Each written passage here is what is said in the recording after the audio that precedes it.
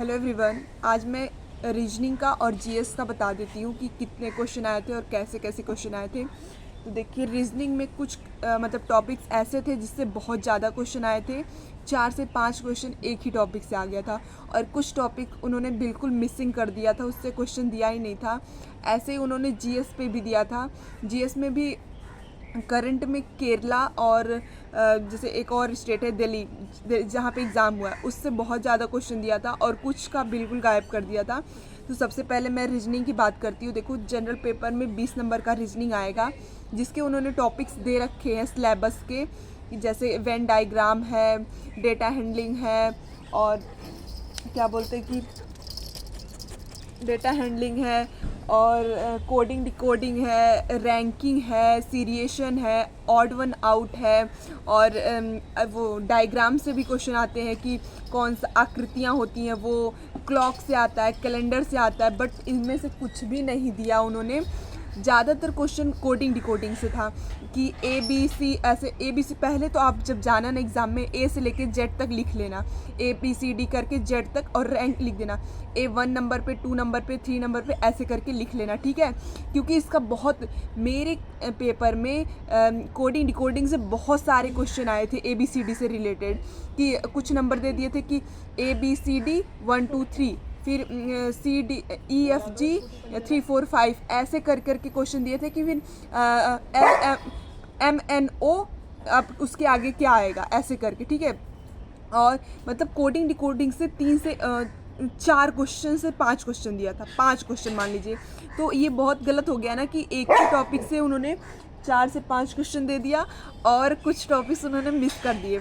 Calendar से एक भी क्वेश्चन नहीं था, और क्लॉक से एक भी क्वेश्चन नहीं था। ब्लड रिलेशन से एक क्वेश्चन था कि जीजा और ये साले का रिलेशन आ रहा था, उसमें मैं निकाली थी, तो पता नहीं सही है कि गलत है। ब्लड रिलेशन से था 3 से 4, कोडिंग डिकोडिंग से था, रैंकिंग से था कि राम उत्तर से 9वें स्थान पे है और सीता 34वें स्थान पे है। राम और सीता आपस में तीसरे स्थान पर हैं, तो टोटल कितने क्लास में बच्चे हैं, ऐसे करके था।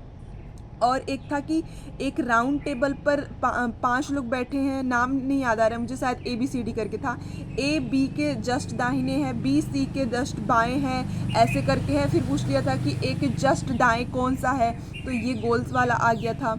और कौन से क्वेश्चन थे, और वेन डायग्राम से आया था, वो स्टैंडिंग करके जो डायग्राम होता है ना, उसमें पूछा था कि इस वर्ष इतने खर्चे हुए हैं और इस वर्ष इतने खर्चे हुए हैं, तो दोनों के अनुपातों का परसेंटेज निकालने के लिए बोला था, और ये मुझे नहीं आ रहा था, मैंने इसको स्किप कर दिया।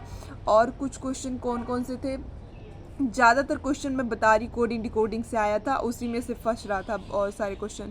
और ब्लड रिलेशन हो गया,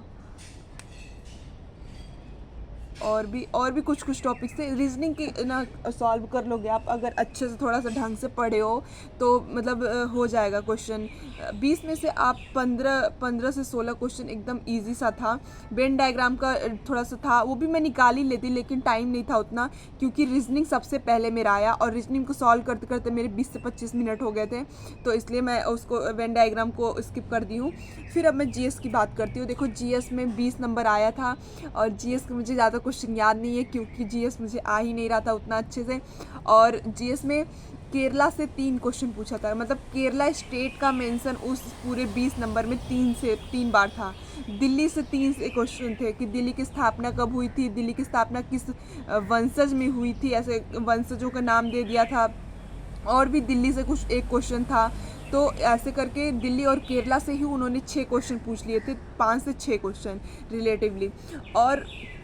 और भी जीएस में करंट 2023 अप्रैल का आया था, क्यों मुझे इसलिए याद है क्योंकि मैं पढ़ के ही नहीं गई थी, मैं पढ़ के गई थी 2025 के 25 के पढ़ के गई थी, जनवरी फरवरी मार्च अप्रैल मई जून ऐसे करके।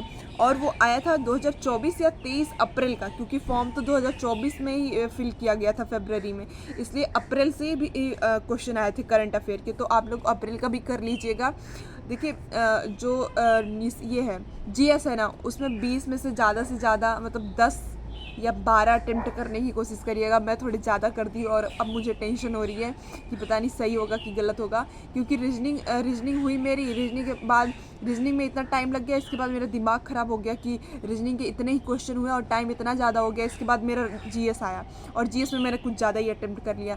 फिर इसके बाद मेरा मैथ्स आया, फिर इसके बाद मेरा हिंदी आया, फिर इसके बाद मेरा इंग्लिश आया है। इंग्लिश सबसे लास्ट में था और रीजनिंग मेरे सबसे स्टार्टिंग में था। तो आई होप कि आपको ये रीजनिंग और जीएस का थोड़ा बहुत आइडिया लग गया होगा। जीएस में ज़्यादातर आप कोशिश करो करंट अफेयर पढ़ने की और थोड़ी सी ज्योग्राफी पढ़ लो और कुछ ये संविधान के जो अनुच्छेद हैं, अनुच्छेद से आया था, संविधान के अनुच्छेदों से आया था। जो भी करंट में अनुच्छेद चल रहे हैं ना, जैसे कि वो इससे आया था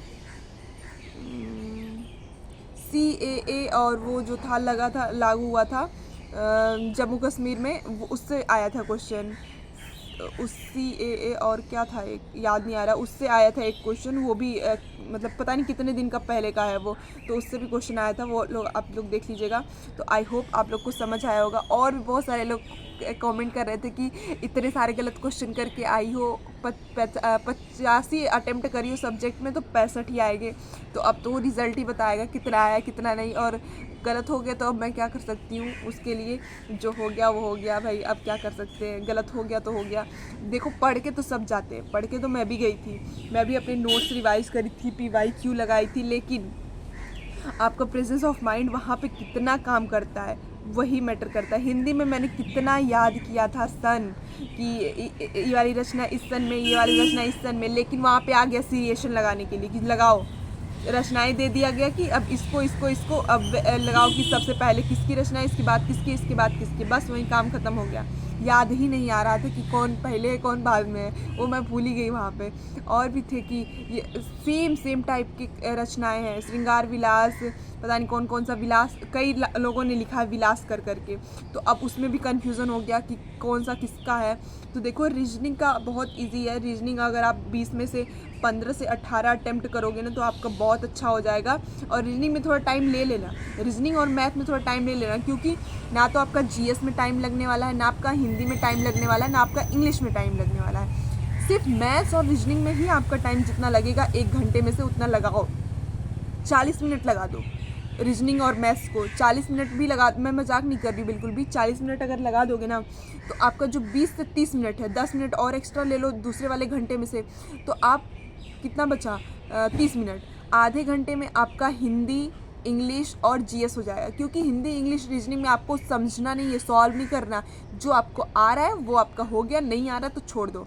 जीएस में ऐसा नहीं है कि आप 10 बार सोचोगे तो फिर आपको आ जाएगा, नहीं आएगा। अगर आपको पता है तो आपका डन हो गया, नहीं है तो आप आगे बढ़ो, आपको कुछ नहीं कर सकते। लेकिन मैथ्स में ये है कि अगर सॉल्व नहीं आ रहा है, कहीं से 2 स्टेप आपने किया तो लास्ट वाला नहीं याद आ रहा है, तो उस पर थोड़ा सा टाइम दे दो कि 3 स्टेप सॉल्व किया, लास्ट वाले में नहीं आ रहा तो उस पर सॉल्व करने में थोड़ा सा टाइम दे दो। तो ऐसे ही कह रही हूँ कि जो भी इंग्लिश में है, इंग्लिश में क्या कर सकते हो, ज़्यादा से ज़्यादा जितना आपको पता है उतना करो, नहीं पता है तो आने वाला तो है नहीं। ऐसा तो है नहीं कि थोड़ा सा टाइम दोगे या सॉल्व करोगे तो आ जाएगा। तो आई होप आपको समझ आ गया होगा। मैंने कल इंग्लिश के बारे में बता दिया था, आज रीजनिंग और जीएस के बारे में बता दिया। जीएस में आप थोड़ा ये इकोनॉमिक्स से रिलेटेड पॉलिटी थोड़ा हल्की पढ़ लेना, ज़्यादा टाइम भी नहीं है और ज़्यादा पढ़ने की ज़रूरत भी नहीं है, क्योंकि वहाँ ऐसे ही क्वेश्चन आएंगे कि जो आपको आउट ऑफ वे होगा। 3 हो गए। मैं अब हिंदी और कौन बचा, मैथ्स बचा। तो कल मैं हिंदी और मैथ्स का एक कॉम्बो वीडियो बना दूंगी जैसे आज मैंने बताया है। फिर लास्ट में सबसे अपने सब्जेक्ट का बता दूंगी। Thank you so much.